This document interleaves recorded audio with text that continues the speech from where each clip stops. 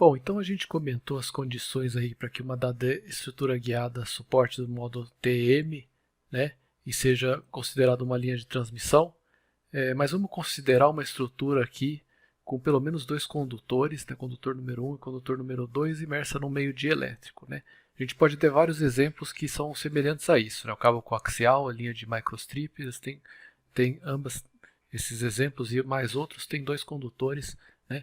Você pode calcular a diferença de potencial entre esses dois condutores metálicos da mesma forma que a gente faz na eletrostática, né. Então, a diferença de potencial entre 1 e 2 é igual menos a integral de linha do campo elétrico num caminho que vai desde 2 até 1, ok? Então isso pode ser feito e considerando que o campo é o campo transversal, né? Que na verdade, como por ser um modo transversal eletromagnético, você só vai ter campos transversais. Então, voltando um pouco, né? Você tem essa estrutura guiada aqui, a gente está considerando que a onda eletromagnética está entrando na tela, se propagando de forma ortogonal a essa seção reta aí, que é a seção reta da linha de transmissão. E estamos calculando a diferença de potencial entre os dois condutores metálicos para definir, né, uma tensão na estrutura aí, porque é mais conveniente a gente trabalhar com tensão e corrente do que com campo, não é? Então, essa é a ideia. Então a gente pode calcular a diferença de potencial entre 1 e 2 dessa forma aqui, onde ET é o campo transversal, que vai ser o campo que vai estar no plano mesmo, uma vez que o modo é TM, né, e o modo sendo transversal, ele vai ser transversal à direção ortogonal ao plano da lousa, então ele vai estar contido no plano do slide, ok? Então, a gente pode, de novo, né, voltando, a gente pode fazer isso aqui porque esses campos transversais vão se comportar no plano transversal de forma parecida a um campo conservativo, embora a onda de tensão em si que está se propagando no guia não seja um campo conservativo, ok? Então note que a tensão entre os terminais é independente do percurso de integração, então se eu escolher um caminho DL, cujo elemento de linha DL vai estar nesse caminho, né? Que seja esse daqui ou qualquer outro caminho que eu escolher, essa diferença de potencial vai dar o mesmo valor, vai dar um escalar, né? Assim como acontece na eletrostática, ok? Então, desde que seja no plano do slide, no plano z igual a constante, uma vez que nesse plano, né, o campo transversal vai ser irrotacional e, portanto, a integral de linha ao redor de qualquer caminho fechado vai ser zero, da mesma forma que acontece com um campo conservativo. Então, moral da história, né, a gente pode calcular essa diferença de potencial dessa forma aqui, como a gente faz na eletrostática, tá? Integral de linha do campo elétrico que está no plano transversal. Se a gente for fazer isso, a gente pega a solução do campo elétrico que a gente acabou de definir, ou seja, a gente assumiu que para um modo transversal eletromagnético o campo elétrico vai ser dessa forma aqui, ele vai ter um campo transversal que vai ser função das coordenadas do plano transversal x e y, né, transversal à direção de propagação, e na direção de propagação, que é z, ele vai ser uma onda progressiva ou uma onda regressiva, sinal de menos e sinal de mais aqui em cima. Se a gente substituir isso aqui, né, pela expressão para o campo transversal anterior, a gente tem essa nova integral aqui, né, onde o campo transversal é tudo isso daqui que está à esquerda do produto escalar. Mas perceba que o caminho aqui, né, vamos voltar ao slide, o caminho vai estar no plano transversal, no plano xy. Então, essa integral de caminho aqui não vai conter z. Então, por isso mesmo, essa parte da função aqui, que é separável, né, pode sair para fora da integral. E daí, se a gente integrar o campo transversal ao longo de dl, né, a gente vai obter um determinado valor que a gente vai chamar de V0 aqui, mas esse termo aqui, e elevado a mais ou menos jkz, né, como a integral de linha aqui não vai ser feita ao longo de z, ela vai ser feita ao longo do plano transversal, do plano de corte, isso sai para fora, tá? Isso é importante que fique claro. E você tem aqui V0, que é uma constante, que é igual à integral de ET dl, né? Vai dar V0, perfeito? Então tem-se dessa forma a representação mais geral para a onda de tensão, que é, né, ambos os casos aqui, o caso de uma onda progressiva e o caso de uma onda regressiva. Então, aqui a gente vai entrar com uma nova notação, né? V0 para denotar a amplitude da onda progressiva. Então, V0 e elevado a menos JKZ, né? Então, o fasor aqui da onda que está se propagando no sentido positivo de Z, V0 menos, então no sentido negativo de Z, e elevado a mais JKZ. Então, lembrando que quando tem mais aqui, a onda está se propagando no sentido negativo de Z. Então, para contemplar ambas as situações aqui, ok? Então, você pode escrever que a tensão entre os dois condutores vai se comportar como uma onda se propagando em Z, no sentido positivo ou no sentido negativo. Okay? Então, note-se que o primeiro termo representa uma onda de tensão propagando no sentido positivo de Z e o segundo uma onda propagando no sentido negativo. Okay? A onda de tensão Vz representa as características do campo elétrico ET, exceto por sua dependência com x e y. Né? Então, você não está aqui interessado como é que vai ser essa distribuição de campo no plano transversal.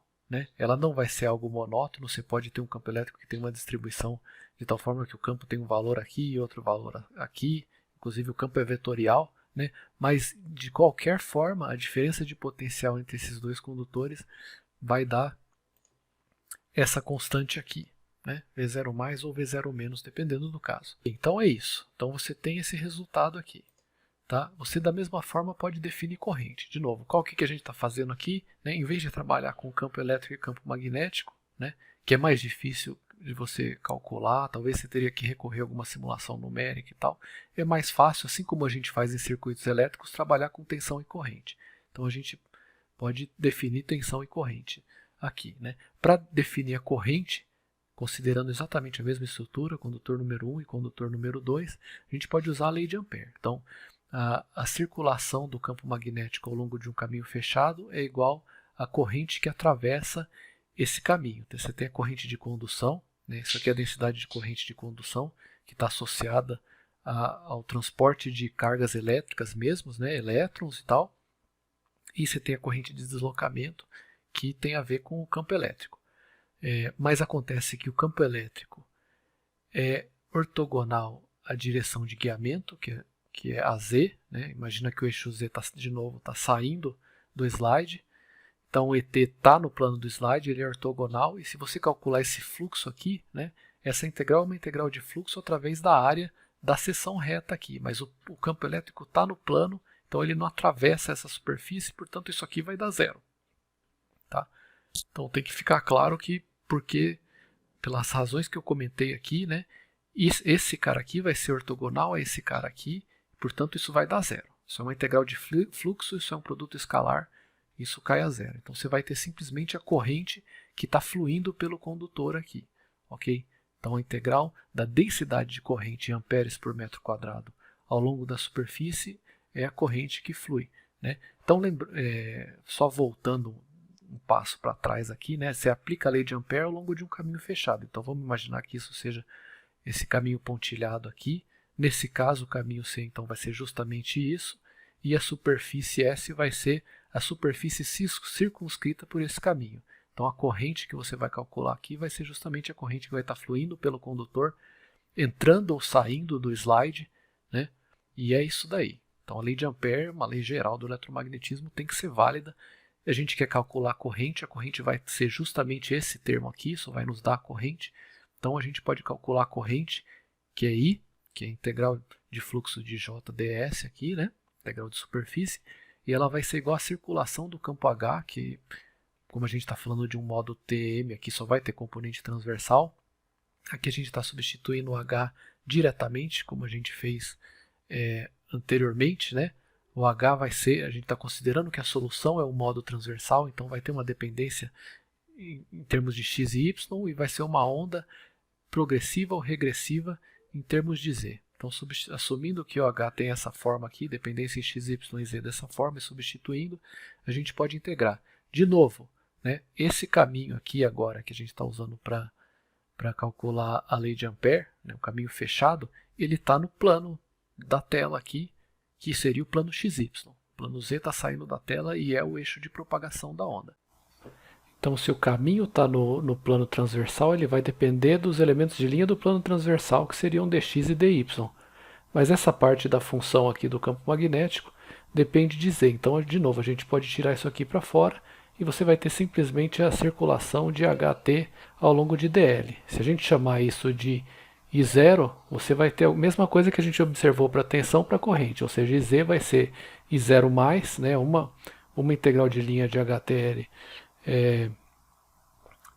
vezes, né, E elevado a menos JKZ, isso correspondendo à corrente da onda de corrente progressiva, e I0 menos, que seria a amplitude, que de novo, né, você pode obter fazendo a integral de HDL, jogando esse termo aqui para o lado de fora da integral, ele acaba ficando aqui do lado de fora. Então você vai obter uma constante escalar a partir da integral, que a gente está chamando de 0 mais ou I0 menos, dependendo do caso. Ok? Então você tem uma onda progressiva de corrente e uma onda regressiva de corrente. A partir do campo elétrico, no slide anterior, a gente calculou da mesma forma uma onda progressiva de tensão e uma onda regressiva de tensão com as respectivas amplitudes, ok? Aqui essas são a amplitude da onda de corrente progressiva e a amplitude da onda de corrente regressiva. Tá? Então a gente obtém isso a partir dos campos, né? Campo elétrico e campo magnético estão relacionados com corrente e tensão, como a gente sabe. Então tem uma relação, né? Então, assim como E e H de uma onda TM estão relacionados entre si através da impedância intrínseca, né, eta, as ondas de tensão e corrente que a gente acabou de definir, né, a corrente que flui pelo condutor e a tensão entre os condutores estão associadas entre si pela um parâmetro que é chamado de impedância característica, que é muito importante. Então, a impedância característica é justamente a relação entre a amplitude da onda de tensão progressiva pela onda de corrente progressiva, né? V0 mais sobre I0 mais é a impedância característica. Dá para se mostrar, e nós vamos mostrar rapidamente aqui, né, que a relação entre as amplitudes da onda regressiva está relacionada com Z0 de tal forma que Z0 é menos V0 menos sobre I0 menos. Então Z0 é igual a V0 mais sobre I0 mais, e também é igual menos V0 menos sobre I0 menos. É uma impedância, né? Tensão sobre corrente. Se a gente considerar as duas expressões para tensão e corrente, né, que são soluções gerais, tá, que contemplam onda de tensão progressiva e onda de tensão regressiva, onda de corrente progressiva e onda de corrente regressiva, né, e a gente utilizar agora essa definição de impedância característica, que vai estar é um parâmetro que vai estar associado a uma linha de transmissão, né, a gente pode reescrever, manipular e reescrever essa corrente usando as amplitudes de onda de tensão e a impedância característica, né, basicamente substituindo essas relações aqui. Então a gente vai ter que I vai ser 1 sobre Z0 vezes a amplitude da onda de tensão progressiva, E elevado a menos JKZ, menos, né, usando essa igualdade aqui, a amplitude da onda de tensão regressiva, E elevado a JKZ, ok? Então isso a gente sempre pode utilizar, tá? Esse sinal de menos aqui tem a ver com o fato de que o coeficiente de reflexão para corrente é negativo se o coeficiente de reflexão para tensão é positivo, mas isso é algo que a gente vai ver mais para frente.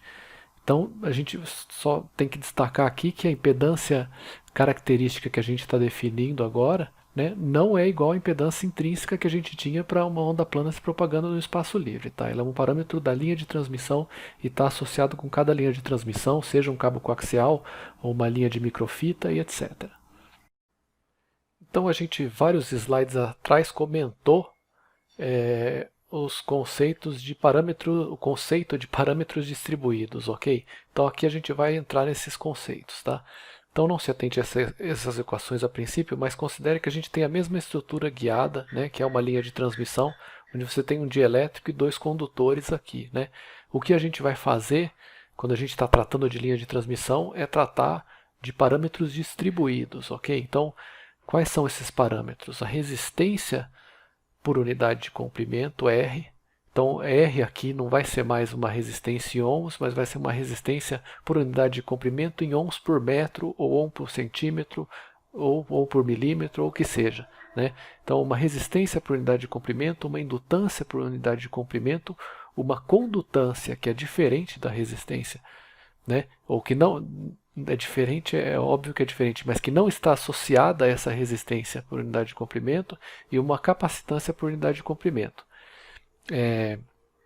Então vamos devagar por partes aqui que a gente vai entender o que está ilustrado aqui, né?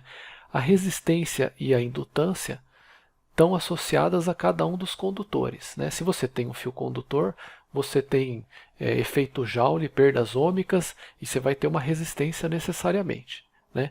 Então a resistência está associada a cada um desses fios condutores. A indutância também. Se você tem um fio condutor pelo qual passa corrente, ele vai gerar campo magnético ao redor de si, né? E vai ter uma indutância, uma autoindutância definida. Não precisa ser uma solenoide, um fio reto também tem uma indutância, por menor que ela seja.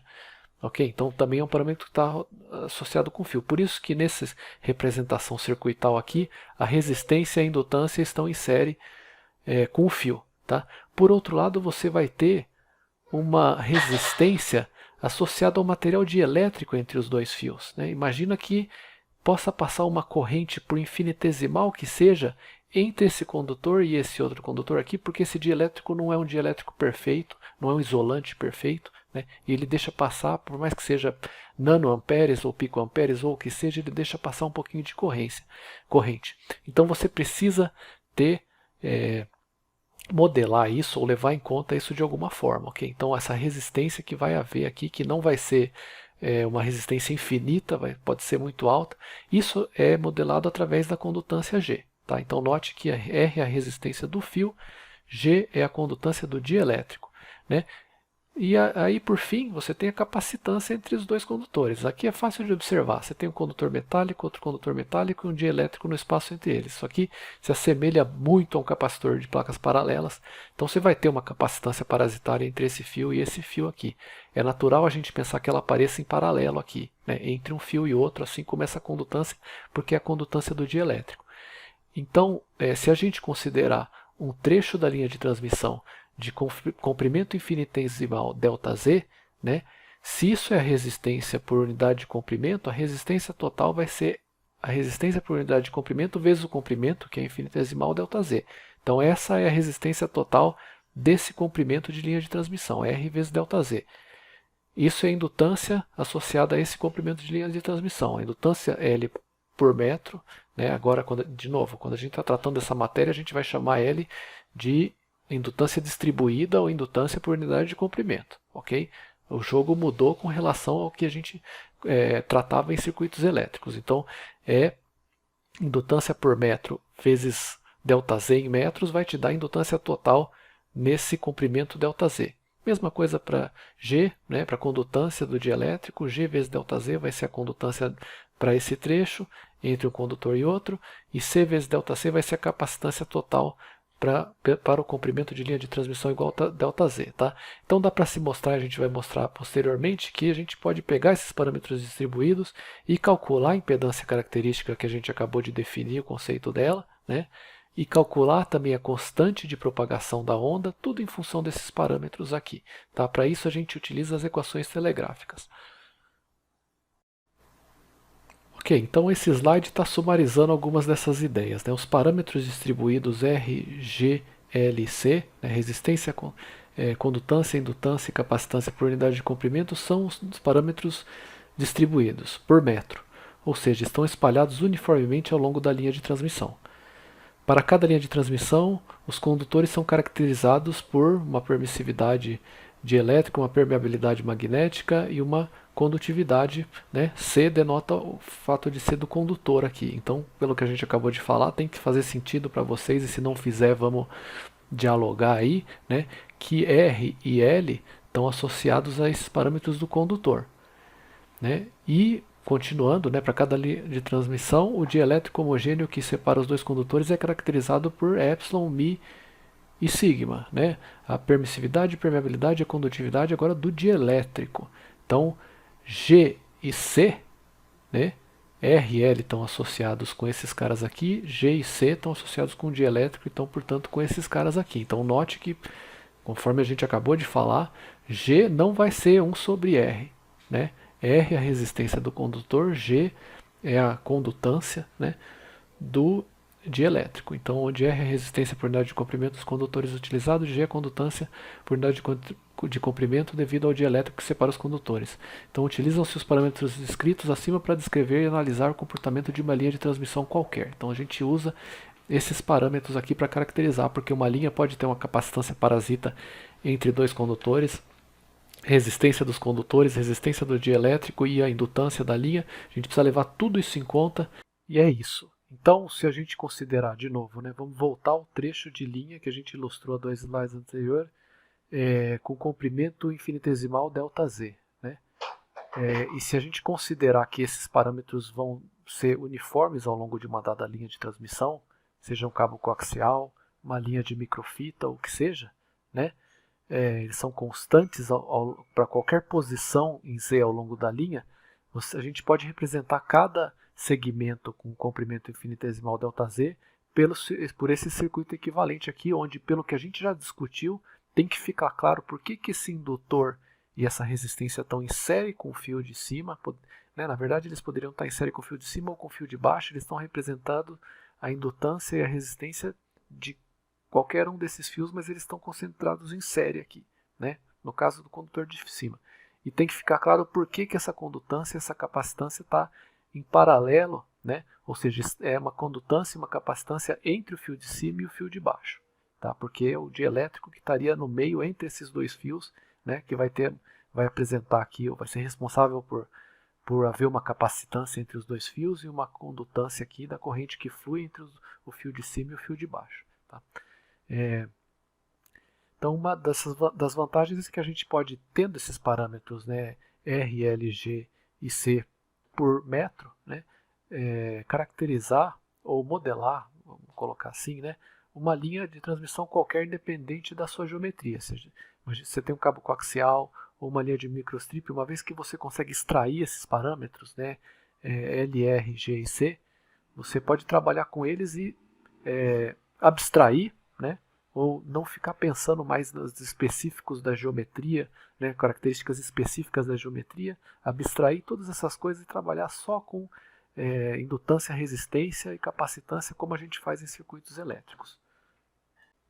Então, se a gente tem esse modelo circuital equivalente, ok, L, R, G e C por unidade de comprimento, a gente pode considerar esse trecho de linha com comprimento ΔZ como sendo um quadripolo. É isso que está sendo dito aqui embaixo. Né? Então a gente pode considerar o que acontece na entrada do quadripolo, né, na posição Z, digamos, e na saída do quadripolo na posição Z mais ΔZ, uma vez que o quadripolo tem comprimento infinitesimal ΔZ. Ok? Então, na entrada a gente pode trabalhar com tensão entre os condutores e corrente no condutor. Né, na entrada V de Z e I de Z, digamos que isso aqui fosse a posição Z, o eixo Z estivesse correndo para a direita, e na saída em Z mais ΔZ, a gente vai ter a diferença de potencial V de Z mais ΔZ aqui na saída, e I de Z mais ΔZ aqui na saída também, perfeito?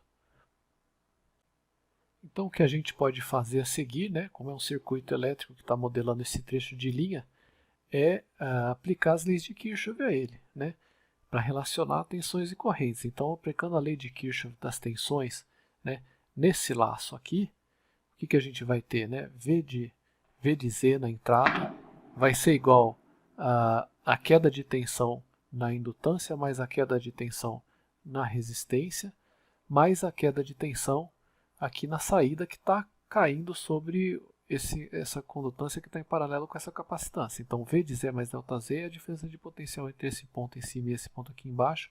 A gente pode simplesmente pegar esse cara. Então, escrevendo a lei de Kirchhoff das tensões, a gente tem V de Z vai ser igual a R vezes ΔZ e Z. O que é isso? Né? É a queda de tensão na resistência. Está invertido aqui, mas não há problemas. Então, R ΔZ é a resistência equivalente. Né? Lembrando que R é a resistência por metro. O comprimento é ΔZ, se a gente pegar R e multiplicar por ΔZ, a gente vai ter a resistência total desse trecho de linha. Então essa é a resistência total, ela está concentrada aqui.